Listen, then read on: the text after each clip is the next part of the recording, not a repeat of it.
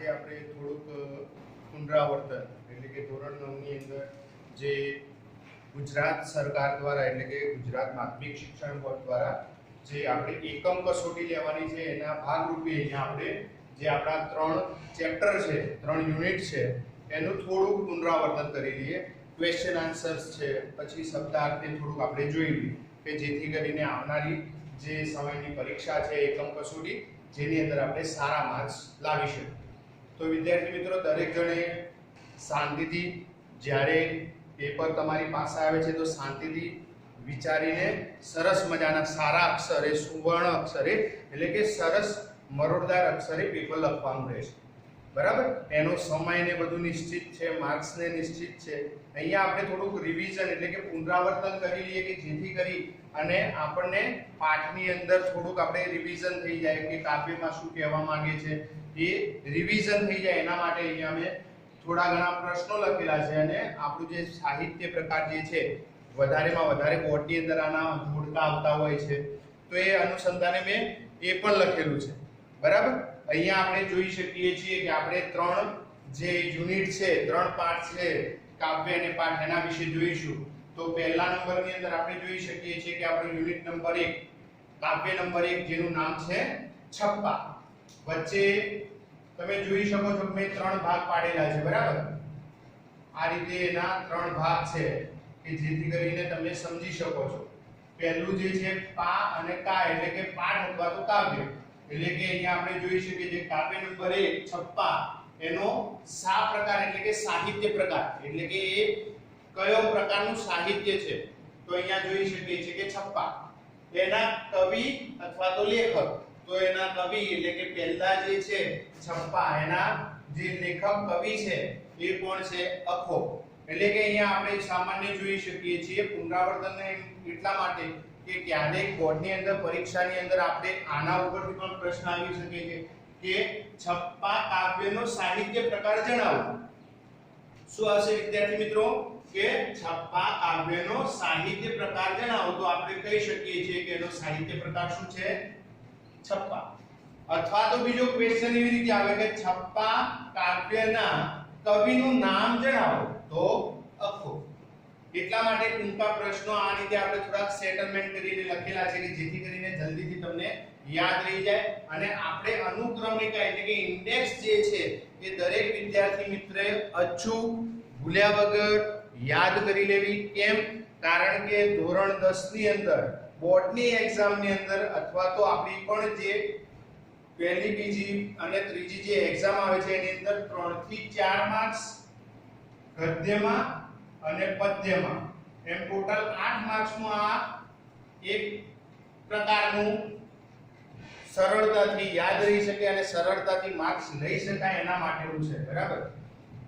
Second નંબરમાં તમે જુઓ, હવે સેકન્ડ નંબરનો પાઠ છે પરોપકારી મનુષ્યો. બરાબર? પાઠનું નામ શું છે? પરોપકારી મનુષ્યો. એનો સાહિત્ય પ્રકાર તો હાસ્ય નિબંધ.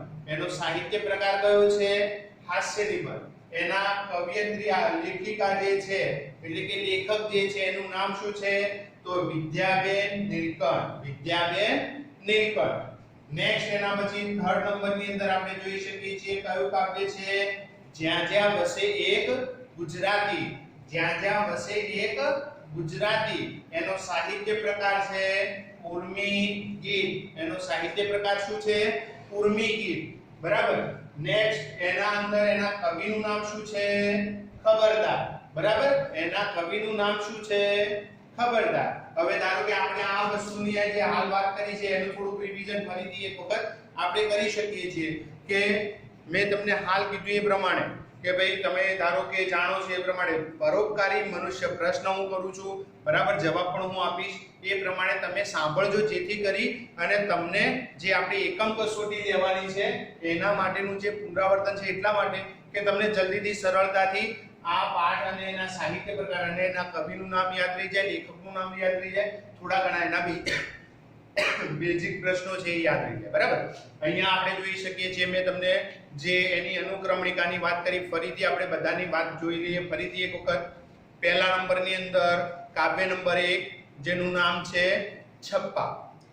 એનો સાહિત્ય પ્રકાર છે છપ્પા. થર્ડ નંબરની અંદર એના કવિ અથવા તો લેખક એટલે કે કવિનું નામ છે અખો. ઓકે, કાવ્ય નંબર 1 યુનિટ 1 જે છે કમ્પ્લીટ થઈ ગયું. એનો સાહિત્ય પ્રકાર, એના લેખકનું નામ અને સાહિત્યનું જે પાઠનું નામ છે તે.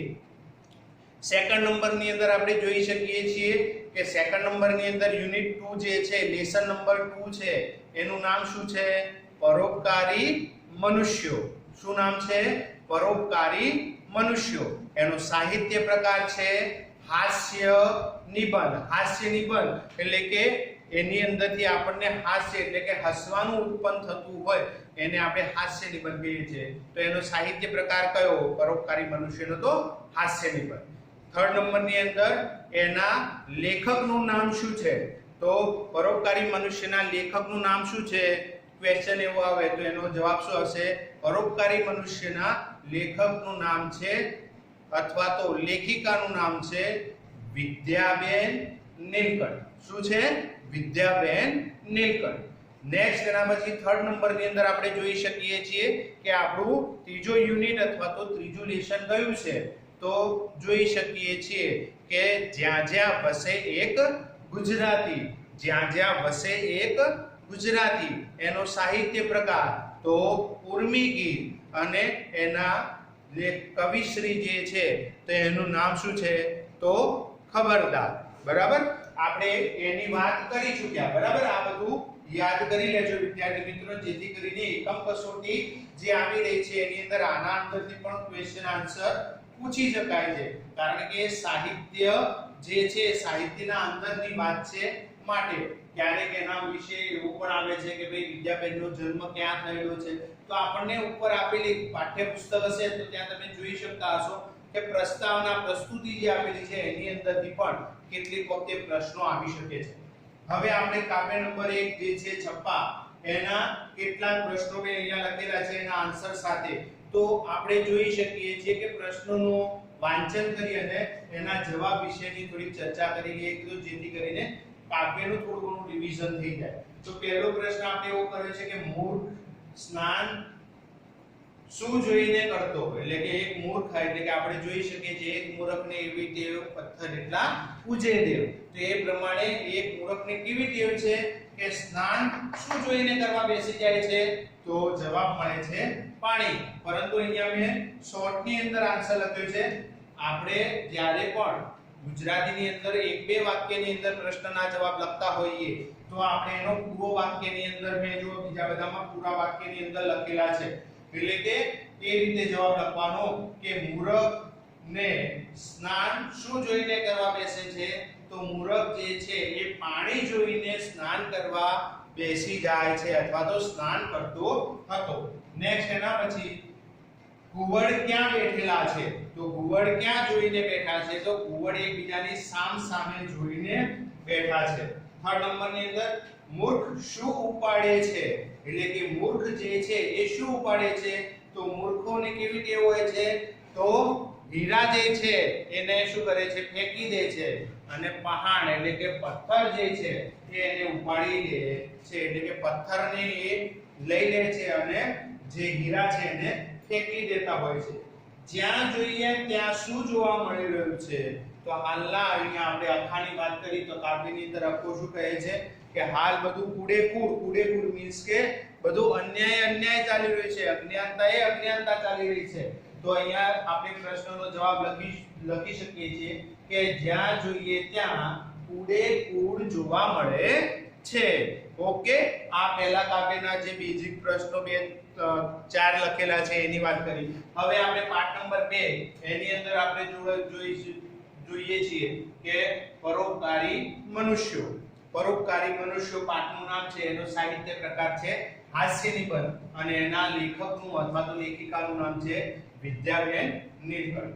પહેલો પ્રશ્ન એવો છે કે લેખકને શીરો ખાવાની સલાહ કોણે આપી? વિદ્યાર્થી મિત્રો, તમે આપણે પાઠ ચલાવેલો છે તો મેં તમને એ વખતે પણ કહેલું કે આની અંદર લેખકને જે પણ કોઈ જે સલાહ આપે છે ને એની એક નોટ ડાઉન એટલે કે તમે પાઠને વાંચી અને એની અંદરથી એના તમે કયા વ્યક્તિએ એને લેખકને આંજણી મટાડવા માટે કઈ સલાહ આપી છે એ લખી દેજો, કારણ કે ઘણા બધા છે. એ લગભગ મેં તમને વાત કરી હતી એ પ્રમાણે કે 17 થી 18 જણાએ એમને અલગ અલગ સલાહો આપેલી છે.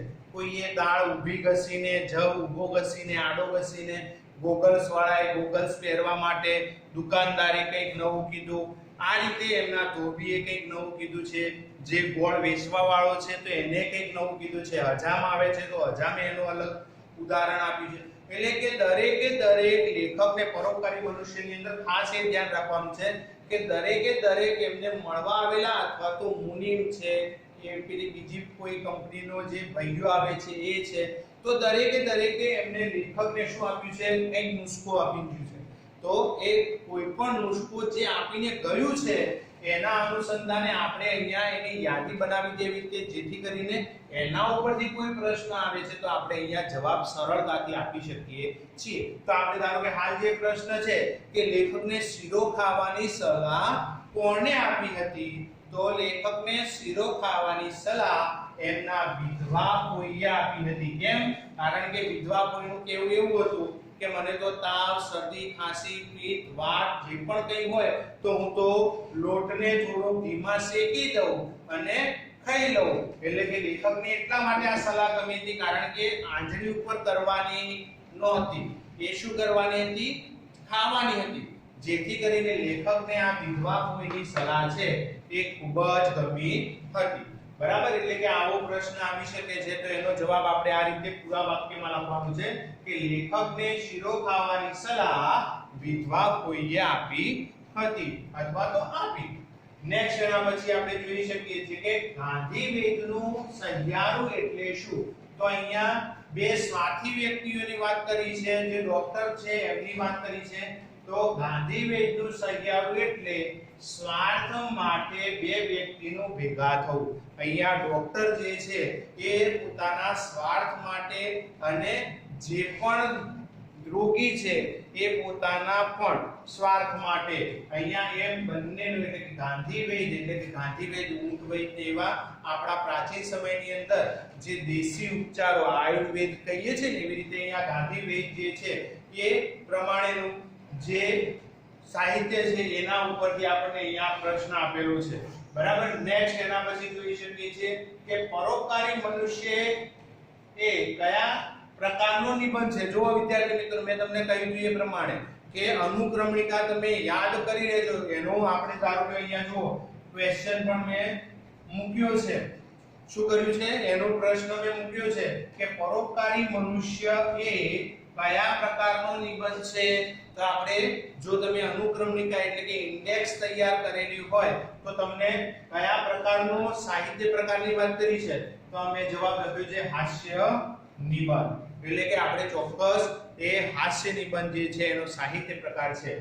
તો આ પ્રમાણે પણ આપણે પ્રશ્ન આવી શકે છે. તો વિદ્યાર્થી મિત્રોને ફરીથી બધાને રિક્વેસ્ટ કરું છું કે તમે ભૂલચૂક કર્યા વગર જે આપણી અનુક્રમણિકા છે એટલે કે ઇન્ડેક્સ જે છે મેં અહીંયા શરૂઆત એનાથી જ કરી હતી તો એ લખી અને તૈયાર કરી લેજો, જેથી કરીને આવા જે ટૂંકા પ્રશ્નો છે આપણને સરળતાથી સારા માર્ક્સ સુધી લઈ જાય છે. એ આપણને યાદ હોય તો આપણો રોકડિયા માર્ક્સ જે છે જાય નહીં, તો આપણે સારા માર્ક્સ મેળવી શકીએ છીએ. ફરીથી પરોપકારી મનુષ્ય એ કયા પ્રકારનો નિબંધ છે, તો હાસ્ય નિબંધ.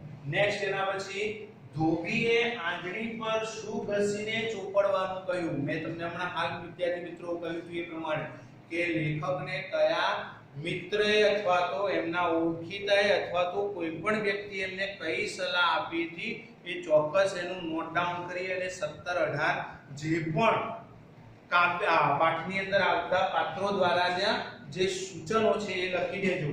તો અહીંયા આપણે જોઈ શકીએ છીએ કે ધોબીએ આંજણી ઉપર એમને લવિંગ લગાડવાની એટલે કે લવિંગ ઘસી અને ચોપડવાની સલાહ આપેલી આપણે જોઈ શકીએ છીએ. એટલે કે અહીંયા પાઠ નંબર 2 ની અંદરથી આ રીતના પ્રશ્નો આપણી એકમ કસોટીની અંદર પૂછી શકાય છે. નેક્સ્ટ એના પછી આપણે કાવ્ય નંબર 3 જેનું નામ છે જ્યાં જ્યાં વસે એક ગુજરાતી, જેના કવિનું નામ છે ખબરદાર. તમે જો વિદ્યાર્થી મિત્રો જાણો છો એ પ્રમાણે કે એમનું પૂરું નામ જે છે એ મેં તમને કહેલું, ફરીથી કહી દઉં કે અદ્રેસર ફરમાનજી ખબરદાર, બરાબર. એટલે કે અહીંયા આપણે ટૂંકની અંદર પણ એને ખબરદાર એવું નામ લખ્યું હોય તો ચાલે, પરંતુ ક્યારેક જોડકા સ્વરૂપે અહીંયા પૂરું નામ આપેલું હોય તો આપણને ખબર ન હોય કે ભાઈ આ અદ્રેસર ક્યાંથી આયા, તો એ પ્રશ્ન ન થાય એના માટે મેં પૂરું નામ લીધું છે. હવે આપણે કાવ્ય નંબર 3 ની અંદર આવતા કેટલાક ટૂંકા પ્રશ્નો જે છે એની વાત કરીએ. તો ગુર્જરોનો વાસ ક્યાં ક્યાં છે? તો ગુર્જરોનો વાસ એટલે કે ગુજરાતીઓનો વાસ ક્યાં ક્યાં છે?